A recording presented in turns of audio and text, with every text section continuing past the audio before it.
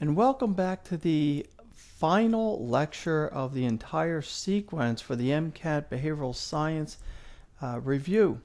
This last section covers the functional organization of the human nervous system, and a final section that we'll reach in a number of slides is going to be related to the endocrine system.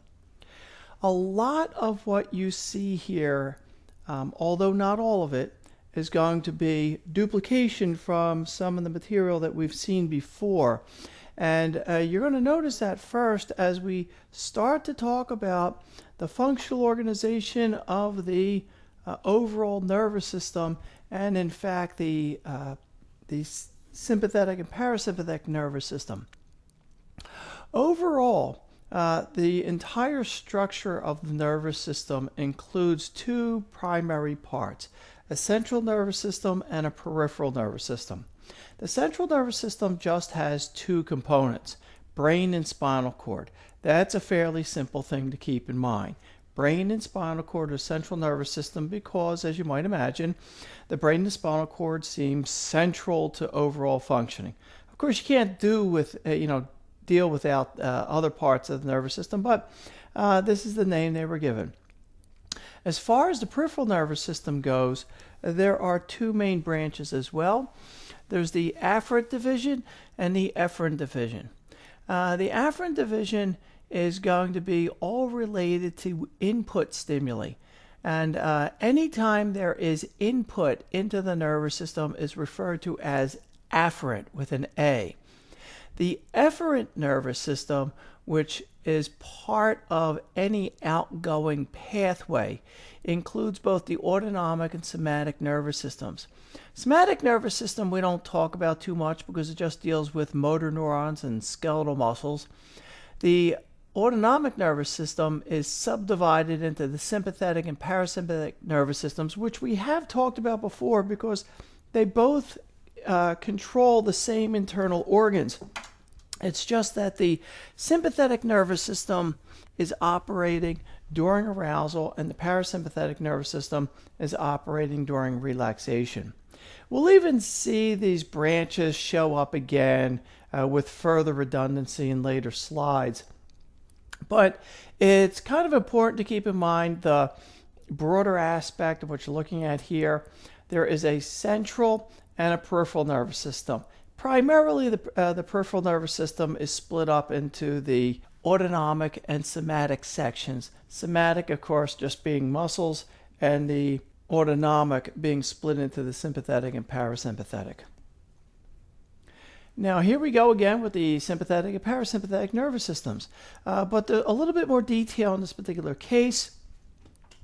With respect to the sympathetic nervous system, as I have mentioned in the past, it shows up on the left side of the figure and occupies about the center 2/3 of the nervous system. So the peripheral nerves that come off of the spinal cord that go and meet up with the internal organs from the sympathetic nervous system are coming from about the center 2/3 of the spinal cord. Parasympathetic nerves, which are para, meaning next to, are on the top and the bottom of the spinal cord, and you see that all the way on the right-hand side of the image. But they are also connected to pretty much the same organs. Sympathetic nervous system usually lessens the activity of many of these internal organs, not completely across the board. Certainly things like digestion are reduced during sympathetic activity, but heart and lung activity is increased. And you'll have the reverse occur during the operation of the parasympathetic nervous system. Another part of this whole story that's peripherally related, actually, is the role of the spinal nerves. You'll see here that you have 31 total spinal nerves altogether. And the first 30 come in the terms that you have probably seen in a biology class, probably A and P, the cervical, thoracic, lumbar, and sacral. Thankfully, those numbers, the number of vertebrae that these areas are connected with, are fairly easy to remember because 8 and 12 is 20, 5 and 5 is 10. to me, that kind of helps keep everything in order. And the names cervical, thoracic, lumbar, and sacral can be remembered with a mnemonic technique that I have right here on the just below those categories. A CT for cervical thoracic, CT, is kind of like a CT scan, which is usually takes place on your head. CAT scans are oftentimes for your head, and you'll remember that the top two portions of the spinal cord are CT, cervical, thoracic. The lumbar sacral, LS, refer to lower section in my mnemonic device. So that should also help you keep all of that in mind. CTLS, CT for CAT scan, kind of associating that with your head, and LS, lower section. The sympathetic and parasympathetic nervous systems I've already mentioned. There is a 31st spinal nerve that's coccygeal, but it's not connected to this overall system. Given that it's odd, it may wind up being a question on the MCAT. I say this from experience as a teacher. Whenever you have some sort of odd thing, you oftentimes identify it for a question, so I wouldn't be surprised if that were the case here.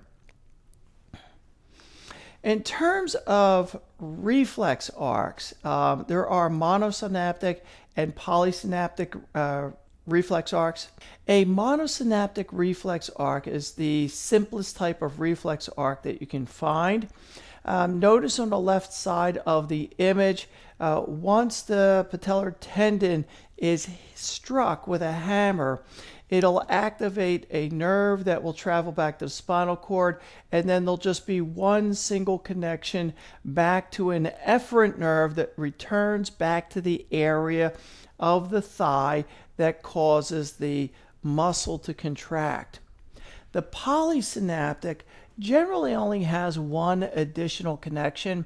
So what you're actually seeing in this case is with a polysynaptic reflex arc, there is an instance where a painful stimulus, in this case a person touches a thumbtack, that pain goes back to the spinal cord. Then there's an additional connection to a nerve that will actually run up to the brain, and then a second connection back to an efferent nerve that will retract the muscle of the bicep, in this case, to withdraw your arm. The thing about polysynaptic reflex arcs is that they can be managed by thinking.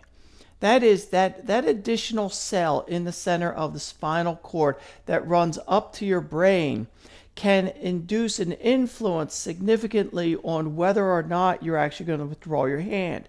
So, for example, a person, if you told them you would give them $1 million to stick their hand in boiling water until they got second-degree burns, there's probably plenty of people that would actually agree to do this. And certainly holding your hand in boiling water until you got second-degree burns would be against a natural reflex of your body. Your hand would want to come out. But you could actually hold it in the water if you wanted to, largely as a result of brain activity, that you get the idea that you're going to get $1 million for just getting second-degree burns and only on your hand. So you agree to put your hand into boiling water and you'll be able to hold it there. That holding of the hand in the boiling water comes from brain activity from that center connection. But you don't have that in the monosynaptic reflex arc because there's no brain activity engaged at all, nor will brain activity really manage much in the way of that reflex. So if you were going to try out the patellar tendon reflex with a friend and they were going to hit you on the knee and you were going to purposely try to stop it, you can't stop it. What you'll see is you may seem like you modify it a little bit, but that's largely because of brain activity. You're going to be tensing up the muscles of your thigh, and you may corrupt the reflex a little bit, but the reflex itself is still going to wind up being there. And overall, you simply don't have significant brain activity to manage the reflex itself. Rather, the reflex will occur, and what you could do to modify the patellar tendon reflexes is simply engage thinking. So there's a circuitry from your brain to do things like constrict the muscles of the thigh to begin with, to try to reduce how big of a reflex you wind up seeing. Now, the development of the nervous system, oddly that it shows up here after we've been talking about the nervous system for so long, really starts at about the 18th day after the zygote is formed. Your nervous system is largely a strip of tissue that looks sort of like a straw. It's what is going to become your spinal cord initially. And on one end of the spinal cord, your brain will start to grow in the same axis as the rest of the spinal cord. That's essentially how this is going to operate. By about 28 days after conception, you'll start to see portions of the brain developing. So take a good look at this image. Stop the video if you need to. It's important to grasp the early structure of the nervous system to be able to understand the adult-shaped brain. Now, as we move on to kind of keep with the developmental processes for the nervous system, take a look now at the top left portion of the screen. You'll see that the forebrain, midbrain, and the hindbrain are all sections of the brain that develop off of the spinal cord. So the beige section on the right there actually is just the extension of the spinal cord that was the neural tube initially. After 28 days, you start getting these three sections of brain develop in that, again, in that same axis. But what will happen as we move over toward the right to the next image, the forebrain starts to really grow, and what you'll notice here is that it will start to bend backwards like a mushroom cap and swallow up the neural tube and the other sections of the brain. So that one thing that's important for you to grasp regarding the adult brain is that its shape comes from essentially like a mushroom cap swallowing up the end section of stem. And in fact, even your brain stem, given the name brain stem that you've seen earlier in these lectures, is really just an early portion of your neural tube that the forebrain has enveloped. So it was originally spinal cord, but that the forebrain kind of wrapped around it, again, like a mushroom cap, and then you wind up with a brain stem, a portion of the brain that is essentially a tube, which was originally an extension of the neural tube when your nervous system was first being developed. The side views are also very telling underneath these first two images that we looked at. And I would again recommend that you stop the video and get an impression of how the brain is actually growing at this point, because as we get to the later sections of neuroanatomy, recognizing this mushroom cap process is actually going to be very helpful. The last portion of this image that you want to take a look at is all the way over on the right hand side. That's going to be an image of the adult brain, but you have the center section of it, which was originally neural tube, which has now become brain stem, ghosted into this image so you can kind of get an idea of what's on the inside. All of the beige colored portion of cortex surrounds the outside. So that's, of course, what you would just wind up seeing if you looked at a brain by your naked eye. One more time, back to the overall neuroanatomy, central and peripheral nervous system. Central nervous system being brain spinal cord, peripheral nervous system primarily being related to somatic and autonomic nerves, and the autonomic section being split into the sympathetic and parasympathetic. In fact, what you see on this slide is really the traditional way in which the nervous system is organized. The earlier slide that was talking about the afferent and efferent nerves is a little atypical. I think if you look at this particular slide, this is really the way to go to keep things in mind, because you're going to wind up with really incoming and outgoing or afferent and efferent nerves in any case. Now this gets us on to primarily the adult neuroanatomy, starting with the outer surface of the brain. Here we're looking at the forebrain. A forebrain is, of course, the outer surface of the brain itself, and the outer surface of the brain has 4 lobes. Now, if you take a look at the image, there are 6 things identified in this particular image I've pulled off of the internet. There are 4 lobes, and there are 2 additional pieces that are identified in this case, brainstem and cerebellum on the bottom right-hand side. Brainstem and cerebellum are, of course, not lobes.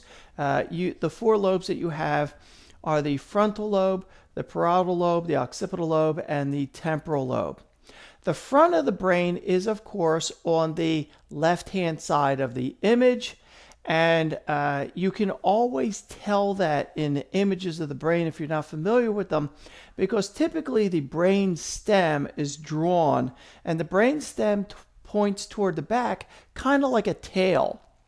So just like with a dog or a cat or many other animals, its tail is, of course, in the back. And as you have the brain stem come off the brain, it points toward the back like a tail, so you automatically know where the back side of the brain is, and obviously the frontal lobe is, of course, going to be in the front. One other way to just identify an image of the brain where nothing is identified is to recognize that the frontal lobe tends to be the largest lobe of all, and so that's an easy way to identify it. Plus, between the frontal lobe and the temporal lobe, they're both kind of pointing toward the left in this particular image, and that's a way to kind of help you identify things. The frontal and the temporal lobe kind of sort of point off in one direction. Now, there are some basic terminology. Sulci are related to small grooves in the brain, and fissures are large grooves. Typically, when you're talking about the outer surface of the brain and identifying sections of the brain that you oftentimes need to find, like the primary somatosensory cortex or the primary motor cortex, you're usually looking for fissures and gyri. Fissures are large grooves, and those are identified here on the slide. You can kind of see that there are large grooves largely between the 4 separate lobes of the brain itself. And then the gyri are just bulges. Rather than being grooves, there's bulges, and there are large and small gyri. Typically, large gyri and large fissures are generally used to help you identify sections on the outer surface of the brain. Be aware, though, that everybody's brain does not look exactly the same, right? The general structure of 4 lobes is going to be present in every single human being, but the specifics of the wrinkling of the brain will be specific to each individual, although common structures will, of course, exist, like the primary motor cortex, which is in the peripheral section of the frontal lobe. So all the way back in the frontal lobe, just bordering with the parietal lobe, there's clearly a large fissure and then a large gyri. That large gyri that borders the parietal lobe is the primary motor cortex. It's the last place that motor sequences are analyzed before being sent out to go control muscle. So you may remember in a previous lecture that I mentioned, if you were detecting electrical activity off the primary motor cortex there, you would always wind up seeing the electrical activity occur about a tenth of a second before you actually had somebody's limb move. And this was a process that kind of started to be developed in the 1970s, and everybody was all jazzed up about it because they were kind of talking about how you could detect a person's thinking or what they were going to do before they actually did it or even were aware of it. Today, I don't really think that's such a big deal, but you don't have to worry about that one way or the other. What you need to know is that the large fissure and the large gyri in the back section of the frontal lobe is the primary motor cortex, and just on the opposite side of that large fissure, when you just begin the parietal lobe, is the primary somatosensory cortex. So for touch, that's what you're dealing with. Touch, you have the primary input for touch just over that fissure from the primary motor cortex. Now here we go again with the primary motor cortex and primary somatosensory cortex. It is important to kind of keep these in mind. Also, one of the very relevant aspects that's important to keep in mind is the fact that there is a mapping of your body surface across the primary motor cortex as well as the primary somatosensory cortex. And in fact, the primary motor cortex and the primary somatosensory cortex follow the same mapping, as is clear from this image. What this means is that the overall structure of feeling from your touch sense matches the pathways that you see with respect to outgoing motor messages. So if you look at the green sections underneath the pink on the left-hand side for the primary motor cortex, arrows are pointing downward. That's indicating that this is the primary motor cortex and signals are being sent out to your muscles. But if you go over to the blue image for the primary somatosensory cortex on the right-hand side of the image, you notice that those arrows are coming in. That's all input activity to those same areas. It's very likely, although typically in psychology textbooks, I don't generally see this, given the fact that the mapping of the body for the motor cortex and for touch cortex is laid out the same, there's very likely a connection across that fissure between one and the other that probably operates as a component of feedback messaging. You'll see this in later courses. If you stick with the brain, for example, as signals get sent around the brain, there are sometimes short paths to other sections and other longer paths where more modification gets done. But when the two separate circuits come to one particular area, then they are compared, and the difference between them modifies a following circuit. It's kind of the internal process of modifying activity in the brain circuits itself. Now, in the forebrain, as I've mentioned, you have the four lobes, but you also have a left and right hemisphere. The hemispheres is kind of a bit of a pain in the neck, frankly. It gets people really confused because I've given you a story how you had a neural tube, your brain grew out in the same axis, and then the forebrain largely mushroom capped back and swallowed everything up. So why the heck is there a left and right half, right? There should just be one large cap. But the brain does divide it into a left and right half, and that's mainly because there are select functions that occurs in the left half of the brain that are separate from the right half.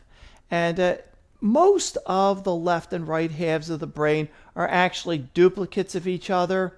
And in fact, you'll see that especially in functional sections underneath the surface of the brain, like the limbic system, which we've talked about before. There's going to be a limbic system on the left hemisphere and a corresponding limbic system in the right hemisphere, which are essentially identical.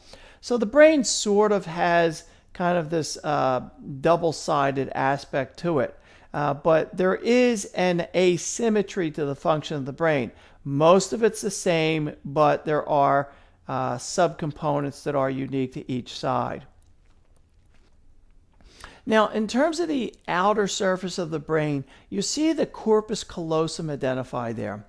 The corpus callosum is white, and that's telling you one very simple thing.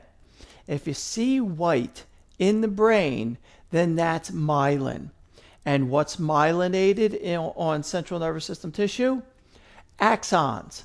And what you're actually seeing is a large-scale grouping of axons that run from the left to the right hemisphere.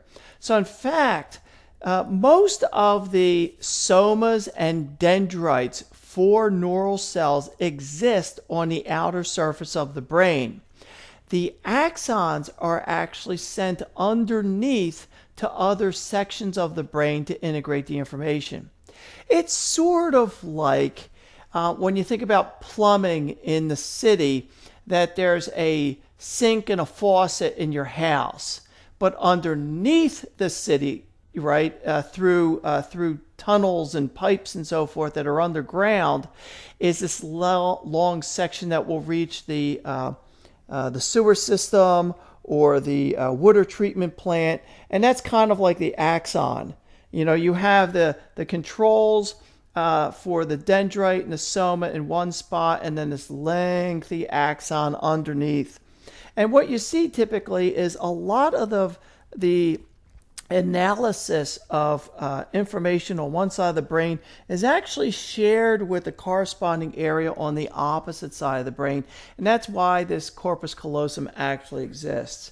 So it's part of large-scale integration from one hemisphere to the next. So it's a very important part. If in cases like with seizure, you cut the corpus callosum to separate the two anatomical halves of the brain, people will sometimes say things like, the person now has two brains. And really what you've done is you've kind of further isolated the two hemispheres. And if you take a look at this image, if you cut the corpus callosum, which is just this whitish arc, underneath of that, all the brain matter is still connected, that you see clearly as brain stem. So you literally do not have two brains. That's kind of been an oversimplification that people still say in a common everyday language. But cutting the corpus callosum doesn't give you two brains. You still have one brain. It's still connected by the under half, largely through the midbrain. But what you have done is given yourself two separate hemispheres that have to start functioning independently of each other. Now, the limbic system we have talked about before. I mentioned the limbic system comes off of the thalamus and wraps around like a ram's horn on the left and right sides of your head. And you'll actually see that particular image here. At the very end of that curlicue, there is a section called, on this particular image, the amygdala, but also the hippocampus. And I mentioned that the hippocampus was related to memory, and that was part of the reason why in the memory section I was telling you that memory and emotion are inextricably bound together because of their anatomical locations in the brain. The amygdala, which I did not mention before, is an area related to fear and aggression. And fear and aggression, controlled by the amygdala, is literally right next to the hippocampus. And you should be able to guess very rapidly now whether or not it's easy for you as a human being to form memories of anything related to fear and aggression. And you should guess yes. If the amygdala is connected to the hippocampus, then you're going to form memories of fear and aggression more rapidly than you'll produce memories of something that's pleasant or involves a great deal of reward, simply because the reward center is actually on the very top of that blue curly Q limbic system. So when you go through the limbic system, the very top of it, the area that's identified as the fornix, is around the stretch of circuitry that is included in the system that manages reward. But the hippocampus is all the way at the other end of this giant curly Q limbic system. And that simply makes it more difficult for the hippocampus to form a circuit with the reward center, and therefore between you establishing memories of bad events or you establishing memory of good events, you will always have a biological tendency to remember bad things over and above good things, simply by the way that you're wired. And why are you wired that way? Well, the assumption is that if you go back early enough into evolutionary history, survival was more dependent upon you avoiding pain and trouble and getting eaten rather than you being happy.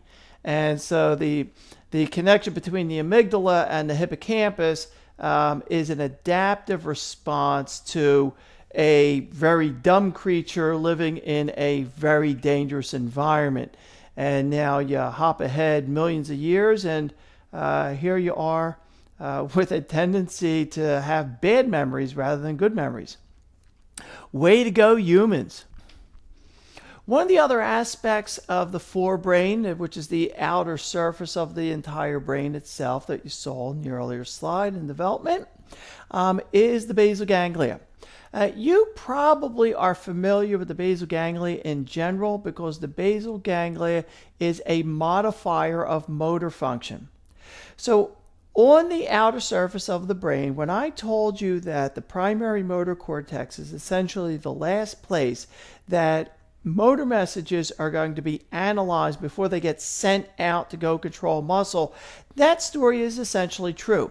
But as you go from the upper surface of the cortex and travel through the brain to get to the spinal cord so you can go out to muscle, you're going to pass through an area called the basal ganglia. And the basal ganglia is actually going to have some modification to motor behavior, because just like with any electrical circuit, if you damage a portion of it, you're going to damage the signaling along that entire pathway, and your end result is going to be corrupted in some way.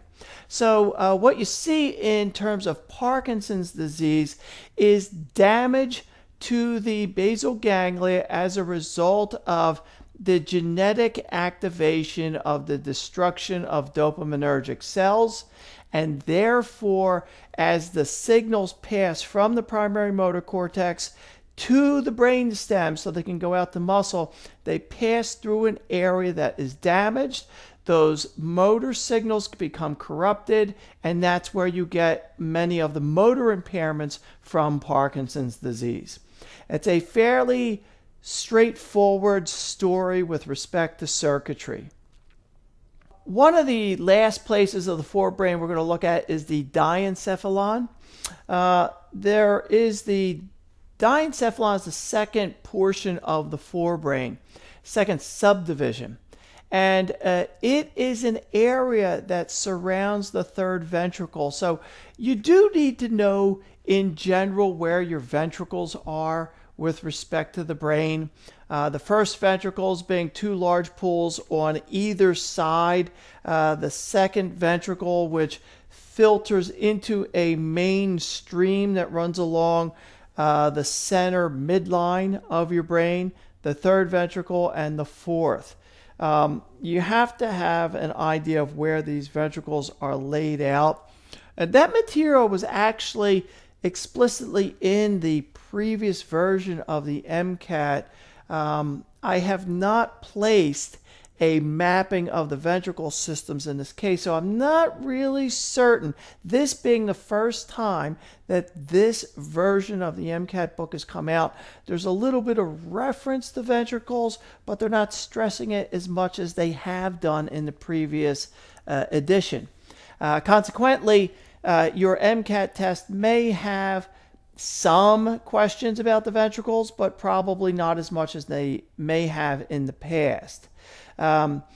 Be sure to look for an image of the ventricles, and when we meet in class, like we could even do that, but the ventricles are essentially set up as two central pools on one in each hemisphere, and then there are two streams that meet together in the midline, and then a third stream that runs down. That's the third ventricle, essentially, and then a fourth ventricle at the very end. It's a fairly straightforward system, but the location of the ventricles is going to give you an opportunity to get a rough estimate of where sections of the brain actually are, since they're obviously not identified and they're not separate units like a liver and kidney are as internal organs. The specific portion of a brain that's controlling one particular area is something you kind of have to hone in on, stimulate, and make sure that you actually know that you're in the right spot. Now, this section controls the thalamus and the hypothalamus. The hypothalamus, given hypo, you know that it's underneath. It's the less than thalamus, or underneath the thalamus. The thalamus is, of course, an area which is the primary location where all sensory input comes into before it gets redistributed to the outer surface of the cortex. And the hypothalamus, as we talked about earlier, is, of course, related to the endocrine system. The hypothalamus manages the pituitary, and so we talk about the hypothalamic pituitary axis. The thalamus is a Latin term that means inner chamber. It's essentially the very center inside of your brain.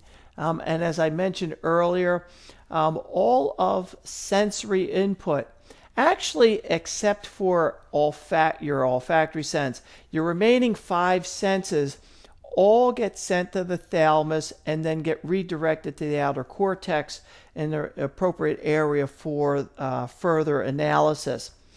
The olfactory sense, given that your nasal passage is right on below your cribriform plate, has a series of cells that run up to your auditory cortex, which is on the opposite side of the cribriform plate, and that's where your initial olfactory sense takes place. After that takes place, then signals get sent up to the thalamus. So it's the only one where sensory input is not directly sent to the thalamus and then redirected. All right, that's the olfactory bulb. I have not heard earlier students make mention that that was an issue ever in the exam, but I imagine that's a possibility if these individuals making the exam look closely at this work. After that section, as you get into the hypothalamus, as I mentioned, we will be talking about the endocrine system briefly in short time. And the hypothalamus, as I've mentioned, is underneath of the thalamus. That's where the name comes from, hypothalamus. And it is right next to the pituitary gland. And so the hypothalamus and the pituitary together are going to be one of the primary locations to generate hormones that are related to psychological functioning. There's a whole list here. Generally in psychology courses, as well as this particular MCAT review, many of the specifics of the hormones, of what they do, like FSH and LH and breast growth and so forth, simply aren't dealt with. And again, I think that's largely because of the more general story in this case with respect to psychology.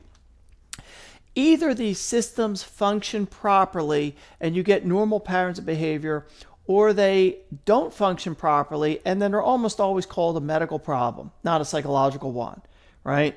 You know, if your hypothalamus or pituitary does not produce enough of a particular hormone so that you wind up with a personality change or a physical change, No one truly calls that a psychological disorder. Everybody views that as a medical issue, an underlying biochemical process that was in some way disrupted that might have to be controlled by the ingestion of drugs or hormones or, maybe in the future a genetic treatment as well. But nobody really thinks of it as a psychological one. And I think that's one of the primary reasons why this information is not drilled down on in a psychology course. The hindbrain, the last section that we saw in the earlier component with respect to the overall structure of the brain, forebrain, midbrain, and hindbrain. The hindbrain being the earlier portion, the area that is most close to the original neural tube that is now part of the brainstem and spinal cord. The hindbrain really is working with basic life-sustaining processes. Everything lower in the brain, actually even closer toward the very center of the brain, tends to be related to basic life-sustaining processes. In terms of evolution and the construction of your brain, you would suggest that there is first a spinal cord with a tiny nub on the end of one edge of the spinal cord, making a tiny brain. The brain grows over time, so the oldest sections of the brain should be the sections of the brain that come just off of the spinal cord itself. Therefore, you would not have the capacity for higher order mathematics in a lower level creature, right? The creature has to be able to survive. So you're only going to find life-sustaining properties in the lower sections of the brain because those are the oldest sections that allowed earlier versions of us through evolutionary history to exist. And as they survived, the brain was added on to. So in terms of brain development, as another general rule that you have to be aware of, which is the very center of the brain, at the end of the brain stem, where the thalamus is, that's the oldest section. That and the brain stem itself is all related to life-sustaining activity. As you see here on the slide, you could look through and identify all the various components that are there. But from that point, whether you go forward, straight up, to the left, the right, or to the back, you're always going to newer sections of the brain. Newer sections of the brain. Because the brain has built upon itself and gotten larger and larger. So the centermost sections of the brain are the oldest ones and always related to life-sustaining activity. As you go further out from the center in any direction, you come closer and closer to higher level human functioning. So that's where you'll start to find language centers, logic ability, math ability, all the other things that you generally associate with human culture. And this gets us into the final section of the very last lecture altogether. This is the endocrine system, which again is a little bit redundant based on things that we've already done. There's a bit more detail here for the endocrine system, but we'll be able to get through it fairly easily. Hormones are, of course, created from genes. That's redundant information. We already talked about that in the cells. You're going to have to send signals back to the genes to unravel the chromosome, find the proper DNA or gene that you need, and then generate an amino acid outside of the nucleus, which is going to be the hormone itself. In most cases, that hormone gets ejected from the cell and gets washed away in the blood supply. In some cases, hormones are required to stay within the cell itself because they'll have some other particular function within the cell itself. Now, things like autocrine activity refer to the hormone affecting the cell from which it came. So autocrine activity refers to a scenario in which a hormone is produced, but then the hormone affects the cell that it came from.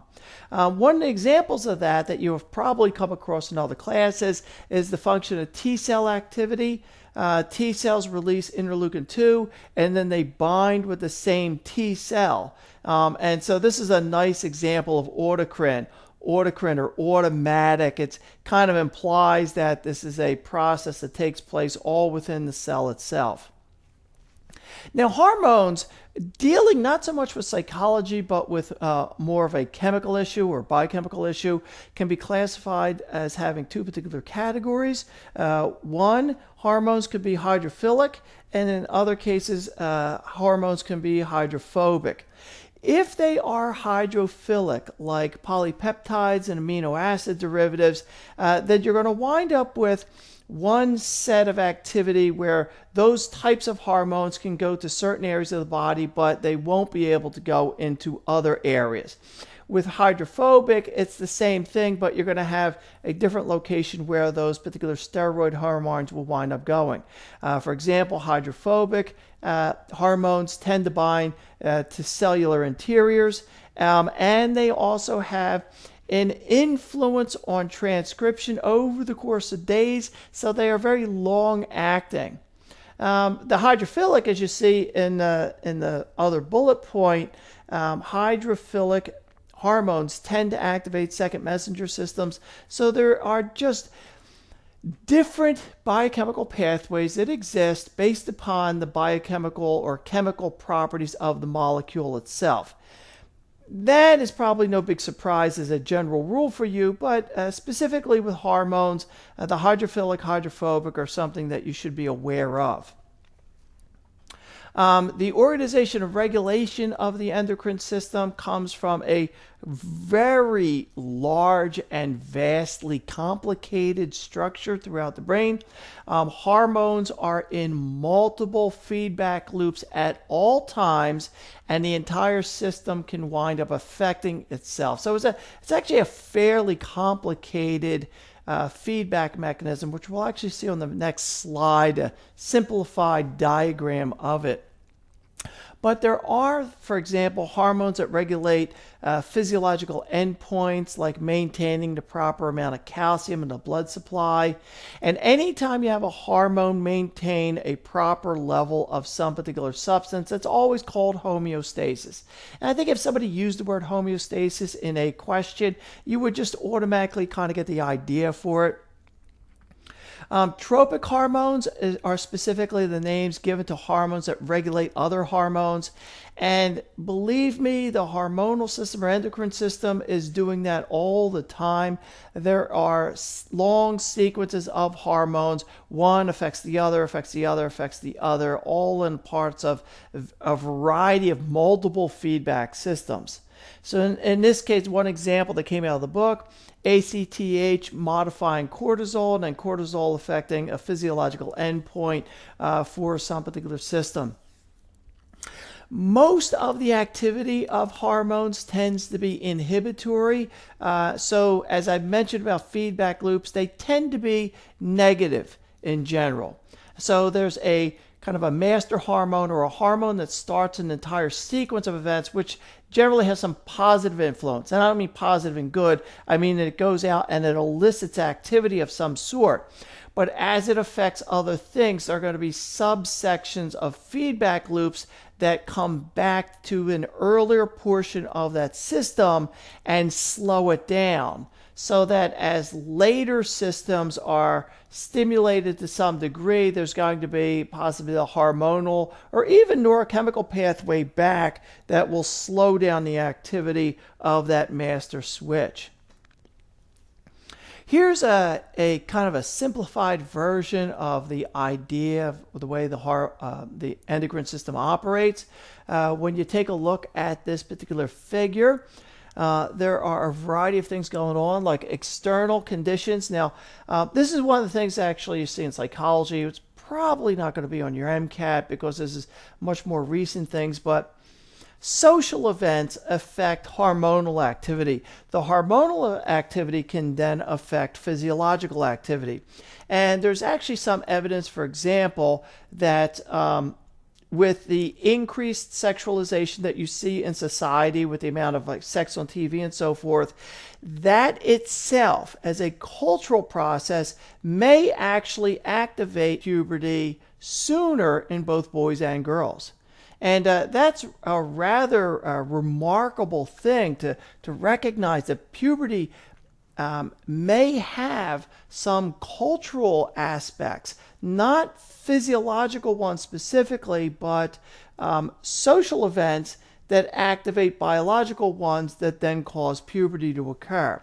It's a really rather interesting story. A lot more data still has to be developed to kind of, I think, call this absolutely certain, but the evidence is there to indicate that this is possibly true. But apart from these conditions, whether it's that or excessive heat, dehydration, or any other number of different things, external conditions are going to wind up affecting some type of hormonal activity.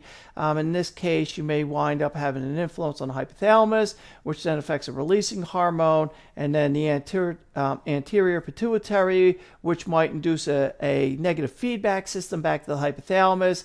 But the anterior pituitary may affect the tropic hormone, which then has a separate negative feedback system back to the hypothalamus. What you actually see in many cases is as you have kind of a main vein of endocrine activity one after another, each step along the way as it's stimulated may have its own feedback mechanism back to the original location where things were affected. So it's kind of like turning on a light switch for a series of 20 rooms down a hallway, and as the electricity in each of the rooms is detected, it sends some feedback to the master switch so that if there's too much drawing on the electricity, enough of these signals will go back and shut off the main switch, thereby protecting the electrical circuit. That's sort of how it works. I think you kind of get the general idea from it. But if we really get into the endocrine system, these systems can become extremely broad and complicated, especially if you're dealing with things outside the realm of psychology and just dealing with hormonal feedback systems for basic medical processes. They are vast. The hormonal systems are actually very, very vast. This is just another bit of redundancy here with the number of hormones. This one is actually a little bit more specifically related to the hormones that you might see oftentimes associated with psychology. And there's really not a whole lot to talk about them. I could just stand here and kind of orate through this particular figure. What I recommend is you just stop the video and take a look at these in general. I would not believe very specifically that you're going to have to memorize every single one of these. Like, I don't think in the behavioral science section that you're going to deal with the hormones related to the pancreas or to the thyroid gland. Okay, the adrenal gland, yes. Testes, maybe. Testes and ovaries, maybe. Pineal gland, no. Pituitary, yeah, maybe a little bit. But nobody, I've never seen anybody talk about the thyroid gland or the pineal gland as really much of importance with respect to psychology. This material, of course, does overlap with material that you would have in biochem and anatomy and physiology from general biology classes. So the fact that you have some overlap here is probably good, because material you learned there is probably helping you detect and recognize the importance of what you're looking at here. And I think it's probably helpful for me to recognize that not all of these locations of hormonal activity are actually going to be of the greatest importance for a psychology section. This is a slide that I made that kind of relates to the same sort of things. These are some of the things that are a little bit more closely related to hormonal activity and common patterns of behavior. Normal psychological functioning as well as abnormal psychological functioning can be modified by hormonal activity. That's for absolutely true. And one of the basic things you see about the endocrine system is that you can overstimulate or understimulate, because hormones are very, simplistic in the sense that the hormone does one thing, and then you could have just too much of that hormone, so then you're going to get a whole lot of activity of one sort, or you can really underutilize that hormone, and then you're going to get a lot less. In this case, for example, with feeding, if there is a problem physiologically, which is most likely because we're talking about endocrine feedback systems, in the feeding system, it's possible that a person can eat but not get a satiety signal back through the multiple endocrine systems that shut off feeding. What you see is most commonly people talk about when they eat, their stomach gets distended, and that's the indication that they're full. And that's absolutely true. But it's not the whole story. Because your stomach and your intestines are going to release hormones that go into your blood supply. They're going to wash around and statistically get back to your brain to slowly shut off feeding. That's one of the reasons why you sometimes hear about if you want to lose weight, you should eat more slowly. If you eat more slowly, you give more opportunity for these hormonal feedback systems to get to your brain and maybe stop you from eating. But for those of you, like myself, who sometimes eat very rapidly, you can eat, and your stomach will be really distended, and you'll start to feel, oh my God, I ate so much, but I'm still hungry, right? And your stomach is swollen with food, but you still feel hungry. Why? Well, because the feedback mechanism hormonally has not really kicked in sufficiently to turn off your need to eat. And as a result, you feel one of the signals of feeling full, but you don't have the others. In some cases with physiological activity like this, you can produce individuals with obesity or anorexia purely as an endocrine system. So like I said way back in the Freudian section, don't believe the nonsense that you hear that anorexia in young girls is caused by looking at too many Vogue magazines. That is absolute nonsense. Anorexia has existed as far back as ancient Rome because there are plenty of instances of it recorded by Roman doctors. And I don't think they had any Vogue magazine back then. Ancient Vogue. I don't know. Well, so those are kinds of things that you might see, obesity or anorexia. In terms of emotions, all emotions are managed by hormonal activity. And the length of time that you experience a positive or a negative emotion is in part related to the release of hormones that are induced by the emotion itself. In some instances, individuals feel excessive depression or anger because of the way that their hormonal activity is released. Sometimes those issues are actually secondary to some other disease process, and you find that individuals that are developing what you might call an anger problem really have a hormonal imbalance that's secondary to a different disease process that's affecting their brain. And these are all aspects that a clinical psychologist needs to be aware of. Certainly, a clinical psychologist is not going to do a medical workup, but for the gold standard today, if a clinical psychologist recognizes that an individual is presenting with a problem that could potentially be caused by a single underlying disease process related to the endocrine system or some other medical process, then that psychologist has to send their patient for a medical checkup to rule out the medical treatment. So, for example, in terms of anorexia, if an individual is developing anorexia because of a hormonal imbalance, you don't want to keep treating the person like they're anorexic because they had a bad relationship with their mother, or they're not eating so they can punish the people around them, or some other popular psychology nonsense like that. What you wind up saying is that these processes and the symptoms that occur might occur through psychological processes and might occur through medical ones, and you have to be very careful about ruling out the alternative so that you know that the treatment paradigm is actually the correct one, not an inappropriate one. Sexual responsiveness certainly is an issue with respect to puberty. prior to puberty, there is a wide range of different patterns between boys and girls, or whether or not they want to play with each other, in groups, and the way that they want to meet together in groups after puberty, and as well as a variety of other components that are related to normal sexual functioning. Like one of the ones that shows up now, and this is just the time period that we live in, you see a lot of commercials for testosterone and for erectile dysfunction pills. And these issues are related to sexual activity that are related to aging.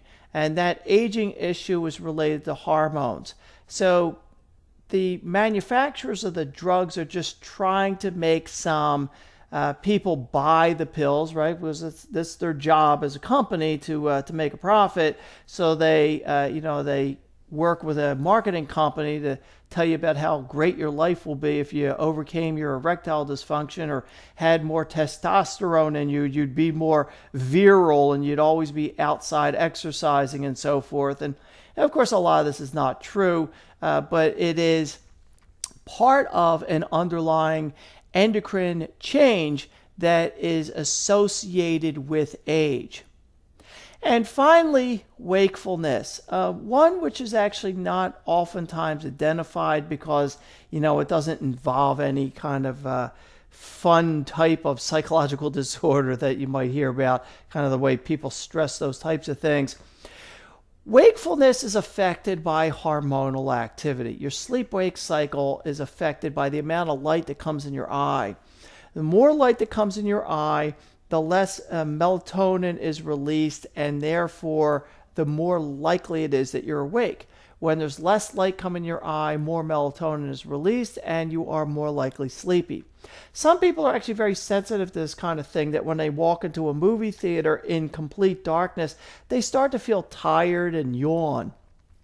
That experience largely comes from a sensitivity to the rapid change in hormonal activity that they're exposed to. But when the movie's over and they go back outside into the bright Florida sunshine, they just wake up. It's so the light going in your eye is not just there for you to see. It's there to manage hormonal release for sleep-wake cycles. So for individuals that may, for example, have completely lost their eyes in an explosion, for example, they will have difficulty with sleep-wake cycles. And if that individual wants to keep a regular 8-hour job, they may have difficulty waking up and going to sleep on a schedule with all the sighted people that they work with. And in fact, if you ever watch TV every now and again, there's actually medication for this kind of thing, where it helps you keep on a more regular sleep-wake cycle for individuals that are not detecting light through their eyes. And that concludes the very last section of the very last lecture of the very last chapter of the MCAT Psychology and Sociology Review. I wish you luck on your exam, and I will maybe see you in class.